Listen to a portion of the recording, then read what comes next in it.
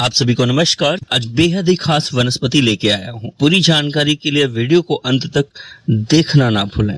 ये वनस्पति जितनी ही लाभदायक है उतनी ही नुकसान भी करती है, इसलिए कभी भी इसका प्रयोग वैद्य की देखरेख में ही करें। इसका संस्कृत नाम चित्रक, अग्नि, हिंदी में इसे चिता, गुजराती में चित्रो, मराठी में चित्रमूल, बांग्ला में चिता, राजस्थानी में चिता, पंजाबी में इसे चित्रक या चित्रा कहते हैं, तमिल में इसे चितिर कहते हैं, तेलुगु में तेल चित्र कहते हैं, अरबी में इसे सीतरज कहते हैं और फारसी में सीतरह या फिर बेख बरमदा कहते हैं। आपके यहाँ पे इस वनस्पति को किस नाम से बुलाया जाता है और किस रोग में किस तरह से प्रयोग किया जाता है, ये हमें कमेंट कराना कि जरूर बताएं। इसकी 3 जातियां होती हैं, ज्यादा करके सफेद जाति ही देखने को मिलती है। इसमें सफेद चित्रक, लाल चित्रक और नील चित्र। आइए अब इसका गुणधर्म जान लेते हैं।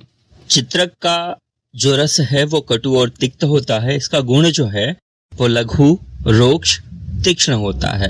ये उष्णवीर्य की औषधि है और इसका विपाक जो है वो कटु होता है। इसका प्रभाव जो है वो दीपन पाचन का है और इसकी मात्रा जो है वो 250 mg से 500 mg तक की जाती है। आयुर्वेद के बहुत सारे शास्त्रीय योग है जो कि आयुर्वेद की दुकानों में मिलते हैं, जैसे कि चित्रक आदि चूर्ण, चित्रक आदि घनवटी, चित्रक हरित की अवलेह आदि योग बने बनाए मिलते हैं। विशेष करके ये वनस्पति जो है कफ और वात के रोगों को दूर करती है, पित्त को बढ़ाती है, इसलिए पित्त प्रकृति के लोग इसका सेवन बहुत सावधानी से करें, अन्यथा ना करें। यदि कोई गलती से इसका प्रयोग कर लेता है और उसे कोई परेशानी होती है तो उसको बबूल के गोंद का सेवन करना चाहिए या फिर रूमी मस्तंगी, गुलाब के फूल और चंदन, इन चीजों का प्रयोग करके इससे जो भी परेशानियां होती हैं उसका निवारण कर लेना चाहिए। अब आइए कुछ इसके प्रयोग जान लेते हैं। चित्रक का जो सबसे पहला प्रयोग है वो है सफेद दाग के लिए। सफेद दाग में चित्रक, कनेर की जड़ को बराबर लेकर नींबू के रस में खरल कर लें और इसको 21 दिन तक यदि सफेद दाग पे लगाते हैं तो बहुत अच्छा लाभ होता है। ठीक इसी तरह से चित्रक को और बकुची को बराबर की मात्रा में लेकर गोमूत्र में पीसकर यदि लेप करें तो भी सफेद दाग में बहुत अच्छा लाभ होता है। ठीक इसी तरह से चित्रक को तुलसी के स्वरस में पीसकर यदि लगाया जाए तो भी बहुत अच्छा लाभ होता है।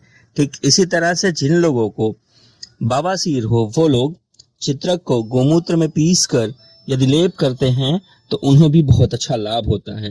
ठीक इसी तरह से यदि किसी को गुदा में सूजन हो तो वो लोग चित्रक गोमूत्र को पीस कर लेप करते हैं तो उन्हें बहुत अच्छा लाभ होता है। ठीक इसी तरह से जिन लोगों को हाथी पैर हो वो लोग चित्रक को गोमूत्र में पीस कर यदि लेप करते हैं तो उन्हें भी बहुत अच्छा लाभ होता है। ठीक इसी तरह से जिन लोगों को फोड़े आदि हो वो लोग चित्रक, दंती मूल, क्षीरविल्व, भिलावा की गुठली, कनेर की छाल, कबूतर की बेट, इन सभी को अच्छी तरीके से पीस कर और इसे अगर लेप करते हैं तो विधृति यानी कि फोड़े में बहुत अच्छा लाभ होता है।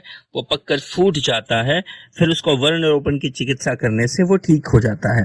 ठीक इसी तरह से ग्रंथि पे बाहरी जो गांठें होती हैं उनके लिए चित्रक को नींबू के स्वरस में पीसकर यदि लेप किया जाए तो भी वो पक के फूट जाती है और फिर उसका चिकित्सा किया जाए तो वो ठीक हो जाता है।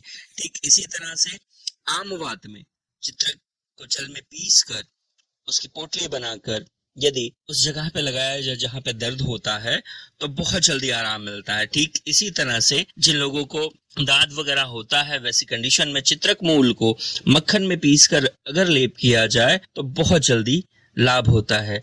ठीक इसी तरह से यदि किसी को चूहा काट ले तो वैसी कंडीशन में चित्रक का सिद्ध तेल तालू से लेकर शिखा तक लगाया जाए तो उसका चूहे का प्रकोप जो होता है वो शांत हो जाता है। ठीक इसी तरह से जिन लोग बवासीर से परेशान हो वो लोग चित्रक, हाउबेर, हींग का चूर्ण छाछ के साथ अगर लेते हैं तो बहुत अच्छा फायदा होता है। पेट की परेशानियां हो वो लोग चित्रक, अजमोद, सिंधो नमक, सौंठ, काली मिर्च का चूर्ण छाछ के साथ अगर लेते हैं तो बहुत जल्दी बहुत अच्छा लाभ होता है। ठीक इसी तरह से यदि चाहें तो चित्रक, पुदीना, सौंठ और काला नमक, इन सबको मिला लें, काला नमक स्वाद अनुसार मिलाएं और इसका सेवन अगर छाछ के साथ करते हैं तो बहुत अच्छा लाभ होता है। आशा और उम्मीद करता हूं कि दी गई जानकारी का आप सभी लाभ लेंगे। यदि चैनल पर नए हैं तो चैनल को अभी सब्सक्राइब करें। फिर मिलेंगे नई वनस्पति के साथ, तब तक के लिए जय हिंद, वंदे मातरम।